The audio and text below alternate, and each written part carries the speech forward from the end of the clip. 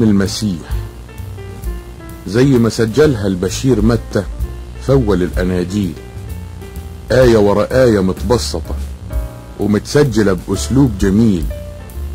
أولها الموعظة على الجبل، ومعاها آيات تاني من نفس الإنجيل، كلها تعاليم المسيح يسوع، وتعاليمه ملهاش مثيل، ثابتة على مر الزمن، عايشة في قلب الزمن جيل ورا جيل.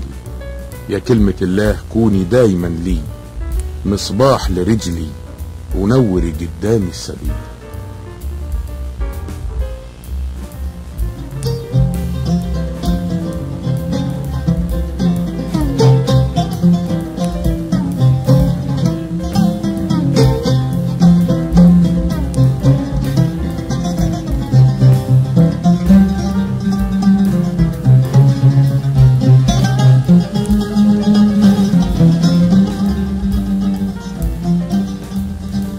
من تعاليم المسيح.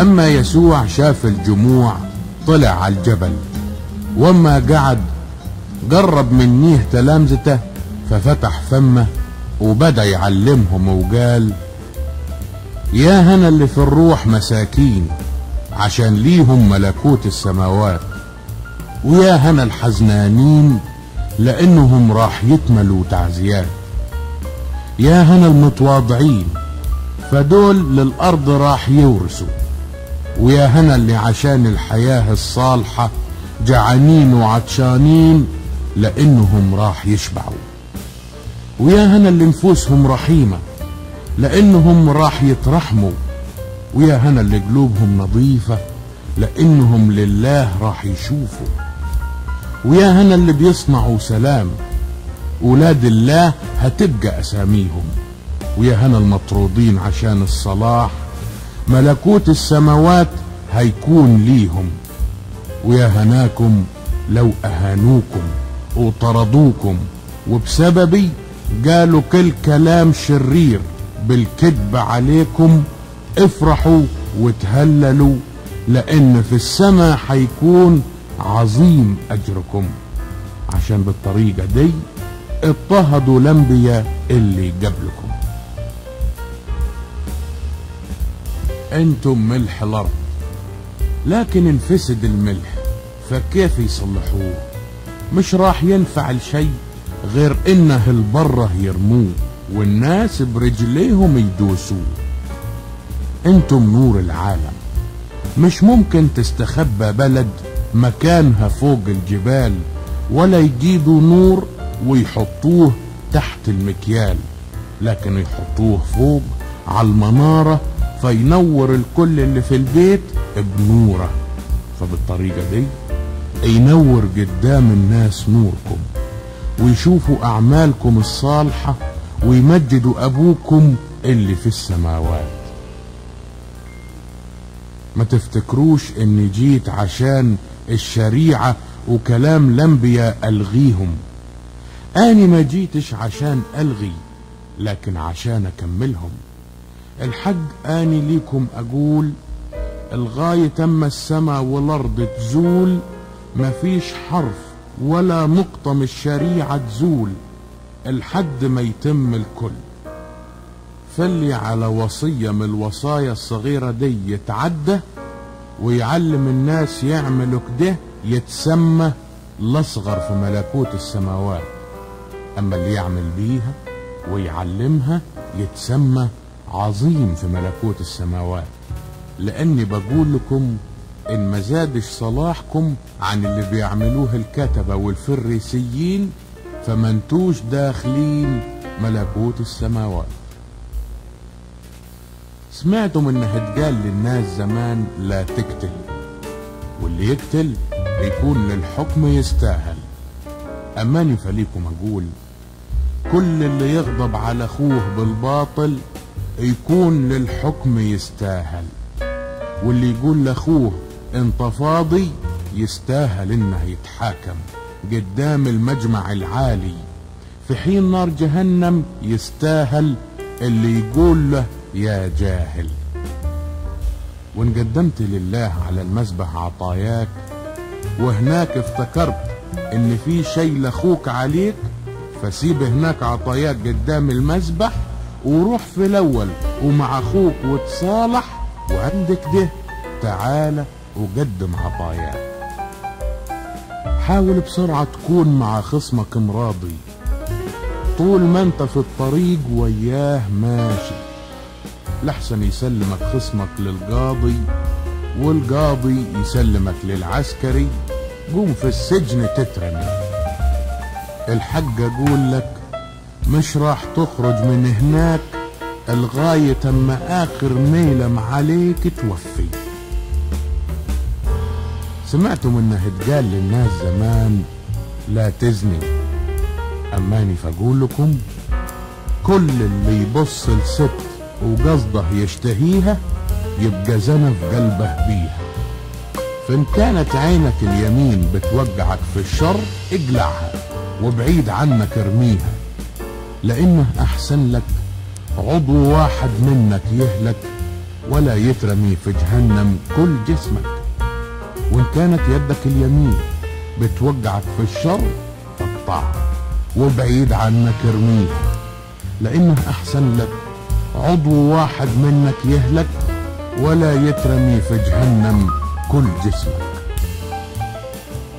وتقال اللي يطلق مرته يديها شهادة طلاق، وماني فاقول لكم اللي يطلق مرته لغير سبب الزنا يخليها تزني، واللي يتجوز مطلقة يزني.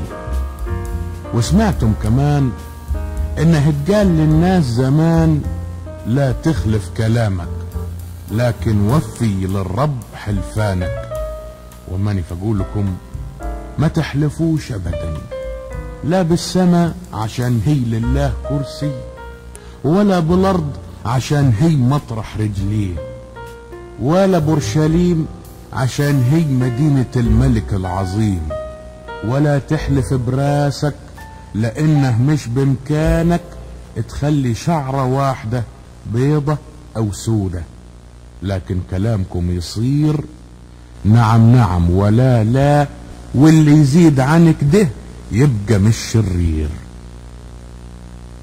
وسمعتم انه اتقال العين بالعين والسن بالسن، وماني فاقول لكم لا تقاوموا الشر بشر زيه، لكن اللي يلطمك على خدك اليمين فالخد التاني كمان تدور ليه، واللي يريد يخاصمك وياخد هدمتك فسيب له كمان عبايتك، واللي الميل واحد يسخرك امشي معاه اتنين، واللي يطلب شي منك اديه، واللي عايز يستلف منك ما تخزيه.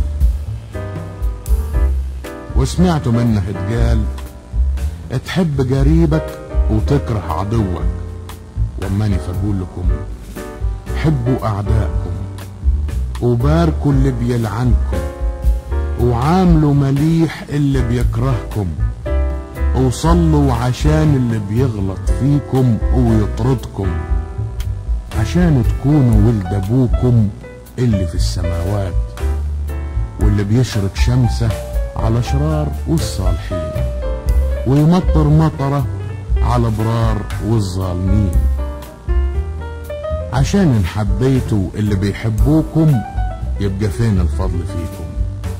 ما اللي بيجمعوا الضرايب الاشرار هيعملوا كده كمان، وان سلمتم بس على اخواتكم يبقى فين الفضل فيكم؟ مش اللي بيلموا الضرايب الاشرار هيعملوا كده كمان، فكونوا انتم كاملين زي ما ابوكم اللي في السماوات هو كامل. خلوا بالكم لحسن تقدموا عباداتكم قدام الناس عشان يشوفوكم، فبكده مش راح يكون لكم اجر عند ابوكم اللي في السماوات. اما تيجي تقدم صدقة فما تنفخش قدامك بالنفير زي ما بيعمل المرائين في المجامع والشوارع عشان ياخدوا من الناس الاحترام والتكبير. الحق اقول لكم انهم بكده خدوا اجرتهم. اما انت فما تقدم صدقة فلا تخلي شمالك تعرف اللي بتعمله يمينك، عشان تكون في السر صدقتك، وابوك اللي السر يشوف يجازيك على المكشوف. واما تيجي تصلي فما تعملش زي المرائين اللي هيحبوا يصلوا واقفين في المجامع وفركان الشوارع عشان يكونوا قدام الناس باينين. الحاج اقول لكم انهم بكده خدوا اجرتهم. اما انت اما تصلي ادخل اوضتك واقفل وراك بابك وصلي لابوك في السر، وابوك اللي السر يشوف يجازيك على المكشوف. واما تصلوا فالكلام اللي مالوش معنى ما تكرروش، زي الوثنيين اللي فاكرين ان بكتر كلامهم راح يتسمع لهم. زيهم ما تعملوش، لان ابوكم بيعرف اللي بتحتاجوه قبل ما تطلبوه. فصلوا انتم كده: يا ابانا يلي في السماوات، ليتقدس اسمك، وليجي ملكوتك، ولتتم مشيتك على الارض هنا زي ما هي في السماء. اللقمة اللي تكفينا كل يوم ادينا، واغفر خطايانا لينا زي ما هنغفر احنا كمان لكل اللي بيغلط فينا، وما تدخلناش في تجربة لكن من الشرير احمينا، عشان ليك الملك والقوة والمجد للأبد آمين. فإن غفرتم للناس غلطاتهم أبوكم السماوي كمان يغفر لكم، وإن ما غفرتوش للناس غلطاتهم انتوا كمان أبوكم مش راح يغفر لكم. واما تصوم فما تعملش زي المرائين اللي بيغيروا وشوشهم ويبقوا مكشرين عشان يبانوا للناس صايمين. الحاج اقول لكم انهم بكده خدوا اجرتهم. اما انت فما تصوم اغسل وشك وراسك عطر، وبدل ما للناس صومك تظهر يكون صومك لابوك في السر، وابوك اللي السر يشوف يجازيك على المكشوف. ما تكنزوش ليكم على الارض كنوز في المكان اللي يخرب فيه الصدى والسوس واللي بينجبوه ويسرقوه اللصوص، لكن اكنزوا ليكم كنوز في السماء، في المكان اللي ما يحصله سوس ولا صدى ولا يقدر ينجبوه اللصوص او يسرقوه.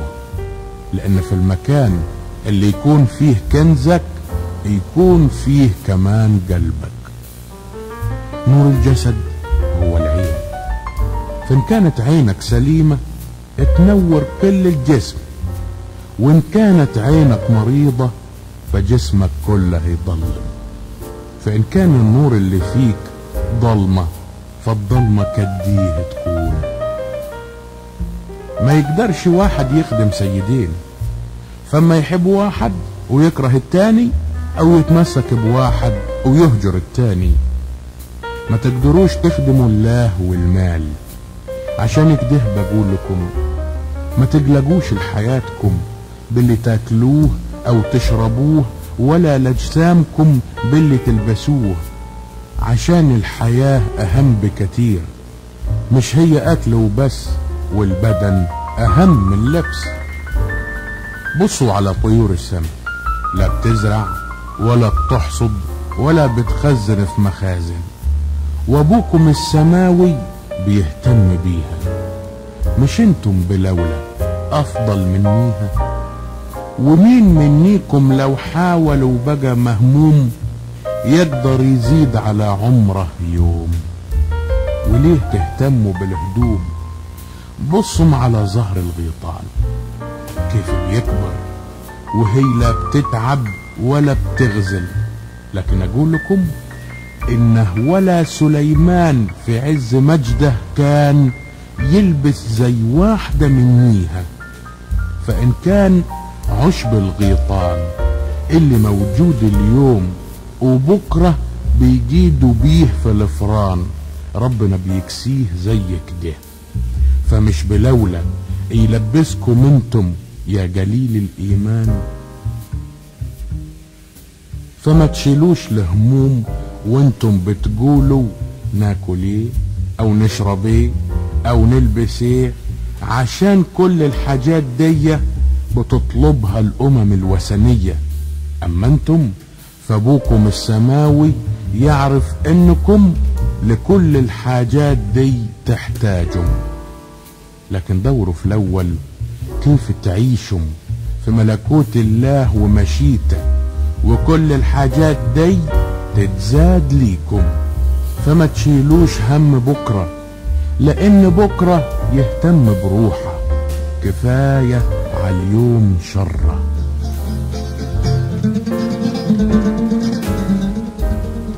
لا تدينوا عشان ما تدانوا، عشان بالدينونة اللي عدينوا بيها راح تدانوا، وبالمكيال اللي عتكيلوا بيه ليكم راح يكيلوا. وليه تبص على الجشة اللي في عين اخوك ومش شايف الخشبة اللي في عينك؟ ولا كيف تقول لاخوك خليني اطلع الجشة من عينك وانت في خشبة في عينك؟ اللي كلامك غير حقيقتك. طلع في الاول الخشبة من عينك وعندها تقدر تطلع الجشة من عين اخوك. ما تقدموش الحاجات الثمينة للكلاب، وما تحطوش قدام الخنازير جواهركم، لحسن تدوسها برجليها وتدور عليكم وتقطعكم. اسألوا راح تاخدوا، اطلبوا راح تلقوا، خبطوا راح ينفتح لكم. لان كل واحد يسأل راح ياخد، وكل اللي يطلبه راح يلاقيه، وكل اللي يخبط راح ينفتح ليه. ومين انسان منيكم لو طلب منا ولده لقمة فيديله حجرة، وان طلب منه سمكة فيديله حية؟ فإن كنتم وانتم أشرار بتعرفوا تدوا ولادكم هدايا مليحة، فكديه بلولا أبوكم اللي في السماوات يهادي خيرات للي يطلبوا منه. وكل شيء عايزعه وكلام الأنبياء. ادخلوا من الباب الضيق، عشان الباب الواسع وسهولة الطريق للهلاك يودي، وكتار اللي بيدخلوه. اما اللي للحياة يودي فضيق الباب وطريق مليان صعاب، وقليلين اللي بيلقوه. خلوا بالكم من الانبياء الكذابين اللي بيجوكوا وكيف الحملان لابسين وهم من جواهم ديابة خطافين. من ثمرهم تعرفوهم. هو العنب مش شوك يتجني، ولا التين من العليق يتجني؟ وبنفس الطريقة دي كل شجرة مليحة بتطلع ثمر مليح، وكل شجرة ردية بتطلع ثمر ردي. ولا تقدرش الشجرة المليحة ثمر ردي تطلع، ولا الشجرة الردية ثمر مليح تطلع. عشان كده كل شجرة ما تطلعش ثمر مليح تنقطع وفي النار تترمي. يبقى من ثمرهم تعرفوهم. مش كل اللي يقول لي يا رب يا رب يدخل ملكوت السماوات، لكن بس اللي بيعمل اللي يريده أبي اللي في السماوات. اكتار راح يقولوا لي عند اليوم اياه يا رب يا رب، مش احنا باسمك اتنبأنا، وباسمك شياطين طلعنا، وباسمك معجزات كتير عملنا؟ عندك ده اقول ليهم اني ابدا ما اعرفكم شي، يلي انتوا للشر عايشين ابعدوا عني. فكل اللي يسمع كلماتي دي ويعمل بيها اشبهه براجل عالي عالصخر بنى بيته، فنزلت الامطار وفاضت الانهار والريح هبت وعلى البيت وقعت، لكن ما انضر عشان كان متأسس عالصخر.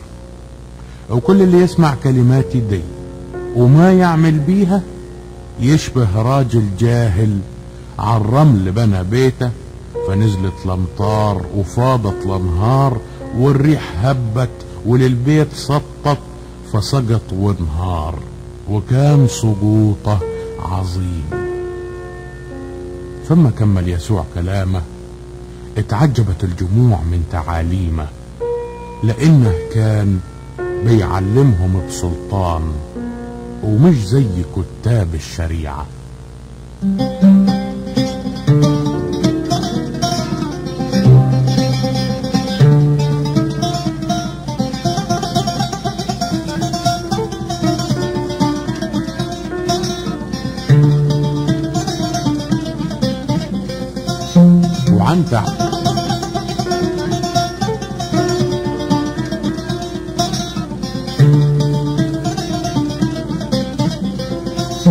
وعن تعاليمه لتلاميذه أما بعتهم للعالم قال: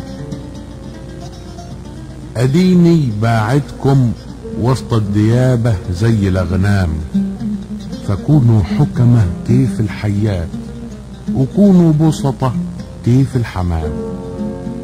لكن من ناس خلوا بالكم، لأنهم للمحاكم راح يسلموكم، وفي مجامعهم راح يجلدوكم، وقدام حكام وملوك راح يسوقوكم، ودي راح تبقى شهادة عني قدام اليهود والأمم. وما يتسلموكم فما تهتموش كيف تتكلموا او تقولوا ايه، لانكم راح تاخدوا في الوقت ده اللي تتكلموا بيه، لان مش انتم اللي بتتكلموا، لا، ده روح ابوكم اللي هيتكلم فيكم.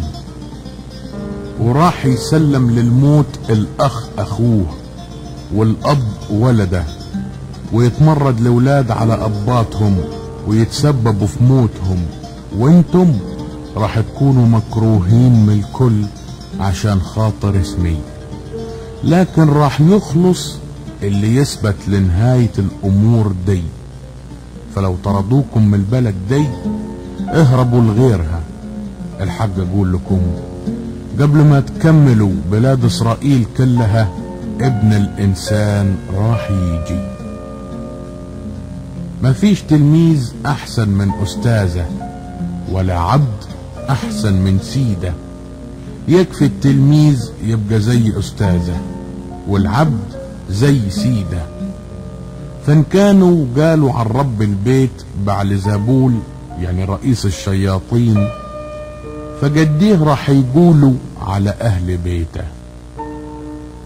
فما تخافوهم، لان ما فيش شيء مستخبي الا وينكشف، او شيء مخفي الا ويتعرف. واللي اقوله لكم في الضلمة في النور تقولوه، واللي تسمعوه همس في الودن على السطح علنوه. وما تخافوش من اللي يقتل الجسد، لكن النفس ما يقدروا يقتلوها. لكن خافوا بلولة من اللي يقدر يقتل الاتنين، الجسد والنفس، وفي جهنم يرميها.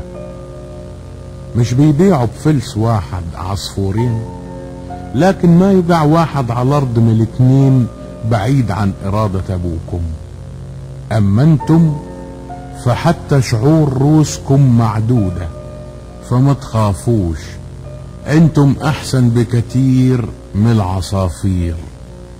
فكل اللي يعترف بيه قدام الناس اعترف بيه اني كمان قدام ابي اللي في السماوات، وكل اللي ينكرني قدام الناس انكره اني كمان قدام ابي اللي في السماوات. ما تظنوا اني جيت عشان احط على الارض سلام، اني ما جيت عشان احط سلام لكن سيف. جيت عشان يكون في خلاف بين الواحد وابوه، والبنت وامها، ومرت الابن وحماتها، فيكون اعادي الانسان اهل بيته. اللي يحب اب او ام اكتر مني ما يستحقني، واللي يحب ابنه او بنته اكتر مني ما يستحقني، واللي ما ياخد صليبه ويتبعني ما يستحقني، واللي يلقى حياته يضيعها، واللي يضيع حياته عشاني يلقاها، واللي يقبلكم يقبلني، واللي يقبلني يقبل اللي بعتني، واللي يقبل نبي لانه نبي فاجر نبي راح ياخد، واللي يقبل راجل صالح لانه راجل صالح فاجر راجل صالح راح ياخد، واللي يسقي واحد من الصغيرين دول حتى كوز مي بارد عشان هو تلميذ لي، فالحق ليكم اقول ما تضيع اجرته.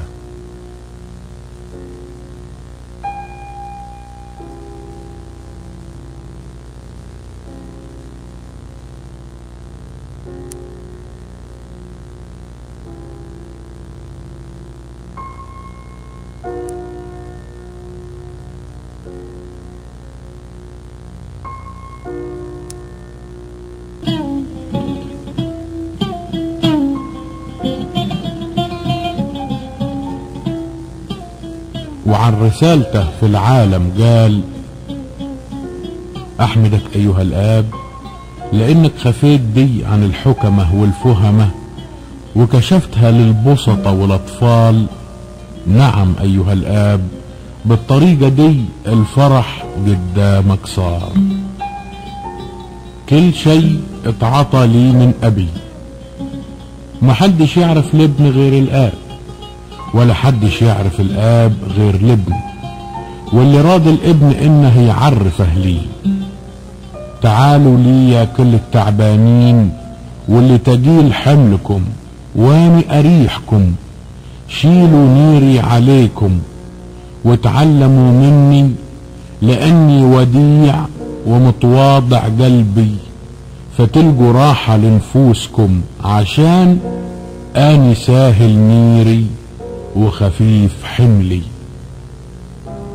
عندك ده جابوله مجنون اعمى واخرس لسان فشفاه، لدرجة ان الاعمى الاخرس شاف واتكلم كمان. فتعجبت جموع اليهود وقالوا يكونش ده ابن داوود.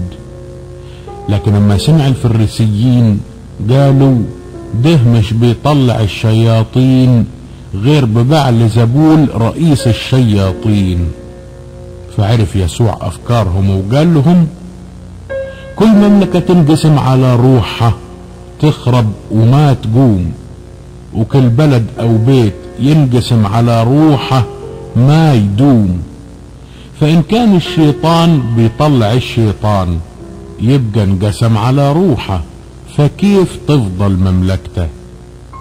وان كنت اني ببعل زبول بطلع الشياطين، يبقى اتباعكم بيطلعوهم بمين؟ وبكده هم على كلامكم حاكمين. لكن ان كنت اني بطلع الشياطين بروح الله، يبقى جه عليكم ملكوت الله. وازاي يقدر واحد يدخل بيت راجل قوي ويستولي على حاجاته؟ فإن ما كانش يربط في الأول الراجل القوي ما يقدرش يسرق كل بيته. اللي ما هوش معاي يبقى علي، واللي ما يجمعش معاي يبقى بيفرق. عشان كده أقولكم كل خطية وتجديف يتغفر للناس، لكن التجديف على الروح القدس مش راح ينغفر للناس.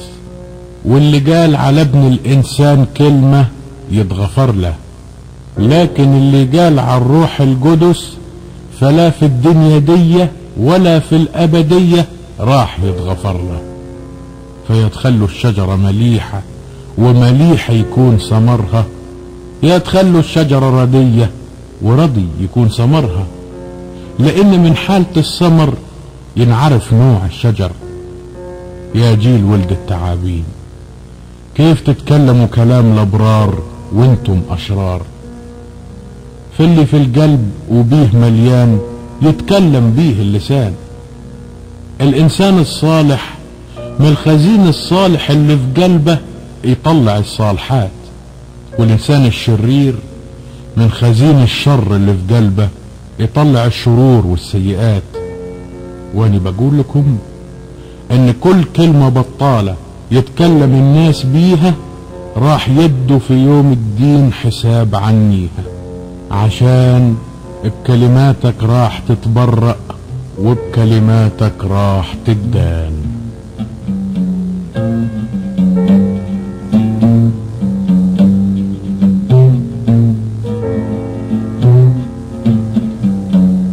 وعن شريعة الطاهر والنجس قال لكتاب الشريعة والفريسيين اللي من اورشليم اللي جوله سائلين: ليه تلاميذك بيخالفوا تقاليد اباتنا وايديهم ما بيغسلوا قبل ما ياكلوا؟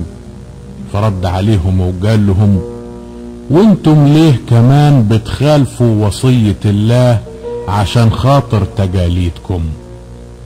فالله بيوصي في شريعته وبيقول: اكرم ابوك وامك، واللي لابوه او امه يهين الموت يكون جزاته.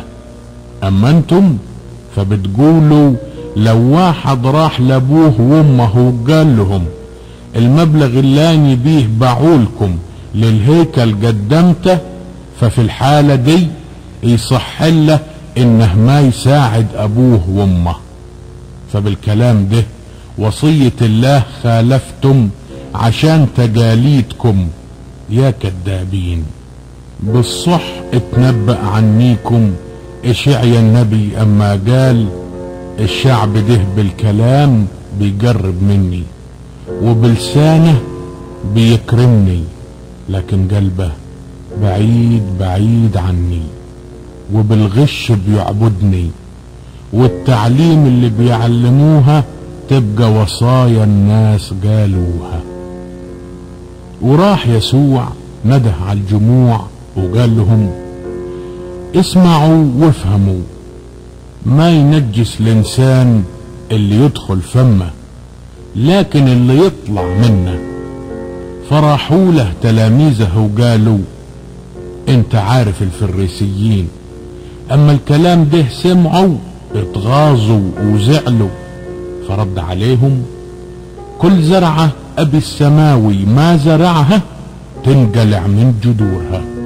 سيبوهم، دول عميان بيسوقوا عميان، وان كان اعمى بيسوق اعمى، راح يقعوا في الحفرة هما الاتنين كمان.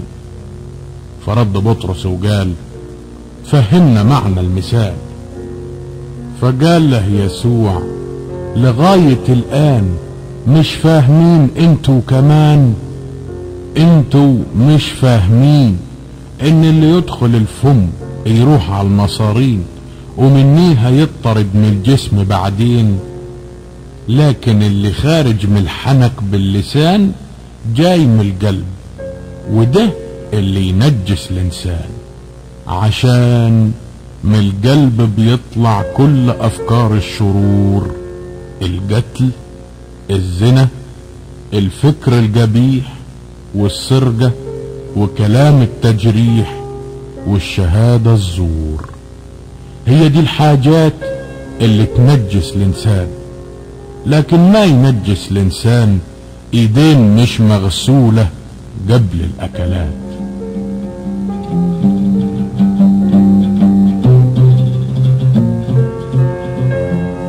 وعن تعاليم رجال الدين من الفريسيين والصدوقيين، بعد ما تلاميذه للناحية التانية من البحيرة عدوا وكانوا نسيوا عيش معاهم ياخدوا، قال لهم يسوع: شوفوا وخلوا بالكم من خمير الفريسيين والصدوقيين. ففكروا في روحهم وقالوا: كيف واحنا ما جبناش معانا رغيف؟ فعرف يسوع وقال لهم: ليه بتفكروا جواكم ان ما معاكم عيش؟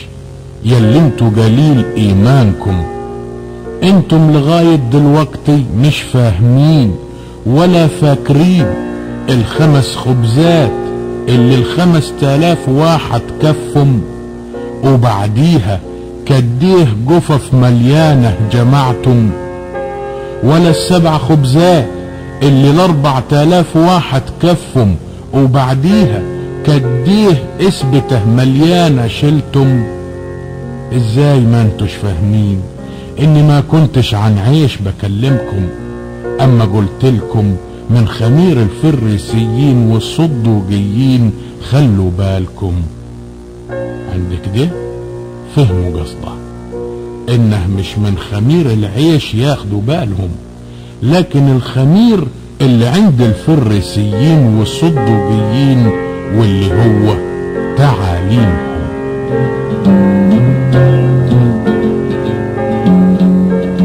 وعن كيف يبقوا تلاميذ للمسيح، قال لتلاميذه ان حد راد وراي يجي ينسى نفسه ويشيل صليبه ويتبعني، فكل اللي يريد يخلص حياته يضيعها، وكل اللي يضيع نفسه عشاني يلقاها.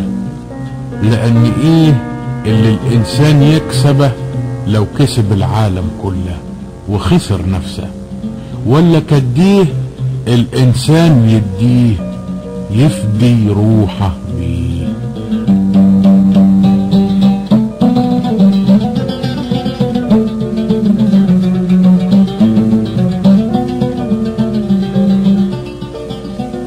وعن التواضع والغفران، لما تلاميذ يسوع راحوا له وقالوا له مين يبقى الأعظم في ملكوت السماوات، فراح يسوع نده على طفل ووقفه وسطيهم وقال ليهم إن ما كنتوش ترجعوا وتبقوا زي الأطفال فمش راح تدخلوا ملكوت السماوات. فاللي منكم يتواضع في روحه زي الطفل ده فيبقى هو ده العظيم في ملكوت السماوات.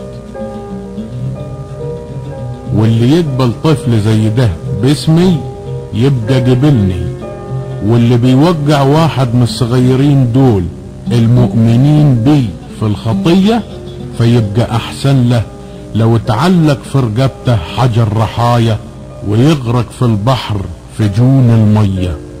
يا ويل العالم من الحاجات اللي توقع الناس في الخطية، فلا بد راح تحصل الحاجات دي. لكن يا ويل الانسان اللي عن طريقه بتيجي الخطية. فإن يدك أو رجلك في الخطية وقعتك فاقطعها وارميها بعيد عنك، لأنه أحسن لك تبقى في الحياة الأبدية أعرج ولا بيد واحدة من إنك تترمي في النار الأبدية والرجلين واليدين في جسمك. وإن وقعتك في الخطية عينك اقلعها وارميها بعيد عنك، لأنه أحسن لك إنك تدخل الحياة الأبدية أعور من إنك تترمي في نار جهنم والعينين الاتنين في جسمك. وراح له بطرس وقال له يا رب كم مرة يغلط أخوي فيا واني أسامحه؟ ممكن 7 مرات؟ فقال له يسوع مش راح أقول لك 7 مرات، لكن ل70 مرة 7 مرات. عشان كده يشبه ملكوت السماوات إنسان ملك وحب يحاسب عبيده، وما ابتدى في الحساب قدموا له واحد مديون له ب10,000 صرة بالفلوس مليانة، وعشان ما كانش ليه اللي يسدد دينه بيه امر سيده انه يتباع هو ومرته وولده وكل ماله عشان يسدد دينه. فانكفى العبد قدامه وسجد له وقال يا سيد استنى علي وراح ارد كل شيء. فالسيد على العبد ده حن وسابه وساب له كمان الدين. وما طلع العبد ده لقي واحد من العبيد ومن زملاته يكون، وكان ليه ب100 دينار بس مديون، فمسكه من رقبته وقال له اديني اللي ليا عندك. فوقع زميله على رجليه قدامه وطلب منه وقال استنى علي واني عرضت كل شيء، فما رضاشي وراح ورماه في السجن لغاية اما يوفي الدين. فما شاف العبيد زمايلهم اللي حصلوا تم على الاخر حزنوا وراحوا وحكوا كل اللي حصل لسيدهم. فعند كده بعد جابه سيده وقال له ايها العبد الشرير، كل الدين ده سبتهولك اما طلبت مني، فمش انت كان لازم ترحم العبد زميلك زي ما رحمتك اني؟ وغضب سيده عليه وسلمه للسجانين لغاية ما يسدد كل اللي عليه من دين. بنفس الطريقة دي ابي السماوي يعمل بيكم ان ما غفرش كل واحد لاخوه غلطاته من قلوبكم.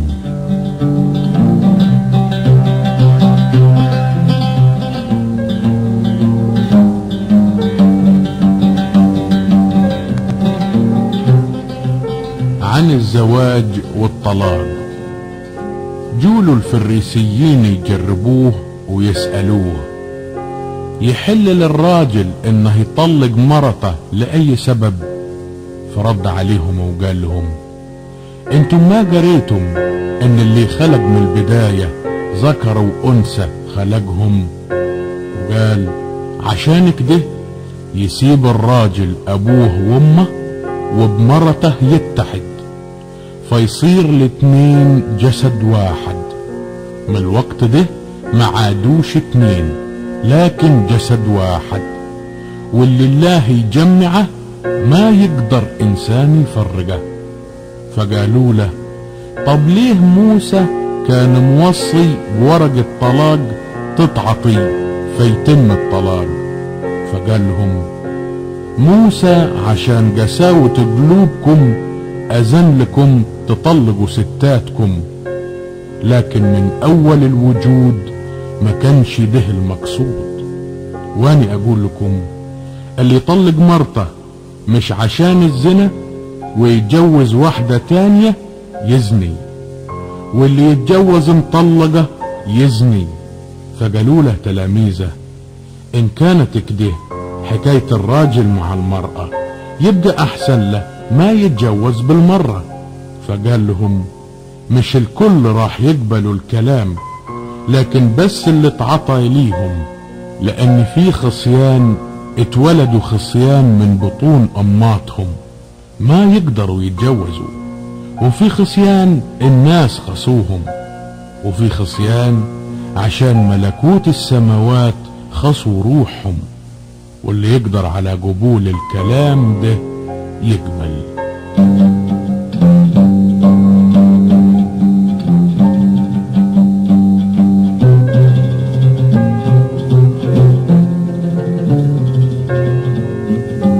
وعن اهم وصية في الشريعة سأله واحد من بتوع الشريعة عشان يتجربه، قال يا معلم انهي اعظم وصية في الشريعة؟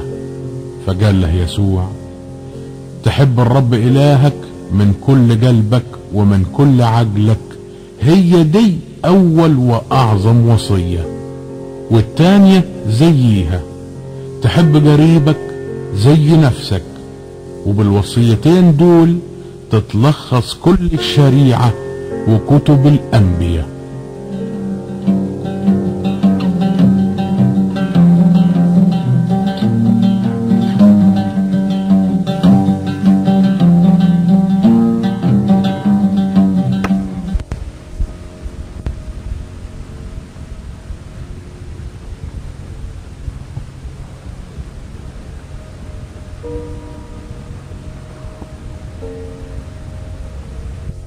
عشان تحفظوه احفظوه وعملوش،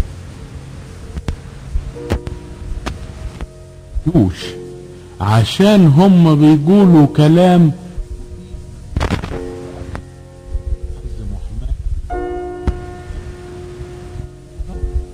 تقيلة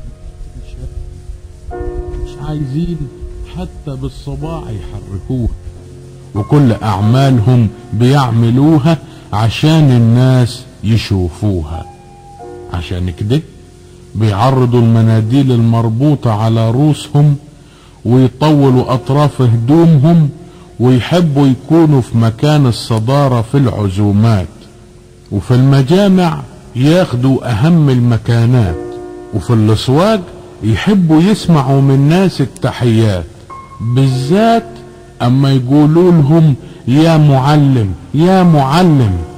أما انتم فما تخلوش حد يندهكم يا معلم، لأن معلمكم واحد المسيح، وانتم كلكم اخوات. ولا تخلوا على الارض اب ليكم، لان ابوكم واحد اللي في السماوات. ولا تخلوا حد يندهكم يا سيدي، لان سيدكم واحد هو المسيح. واكبر واحد فيكم هو اللي يكون خدام ليكم. كل اللي يعلي نفسه راح يقع، واللي يوطي نفسه راح يترفع.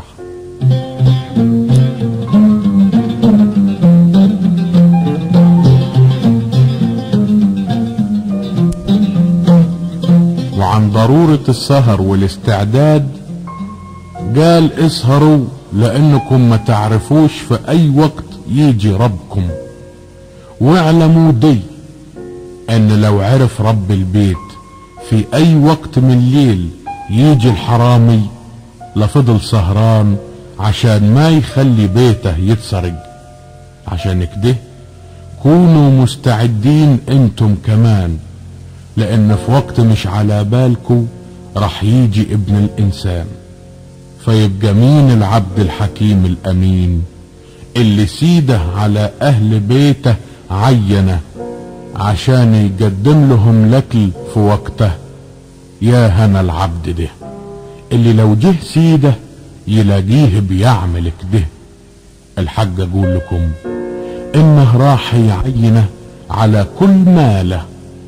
لكن ان قال العبد البطال سيدي راح يتأخر ويبتدي يضرب العبيد زملاته وياكل ومع السكرانين يسكر، يجي سيد العبد ده في يوم ما يستناه وفي ساعة ما يعرفها فيطرده ويخلي نصيبه مع الكذابين في المكان اللي راح يكون فيه البكا ورعش الاسنان.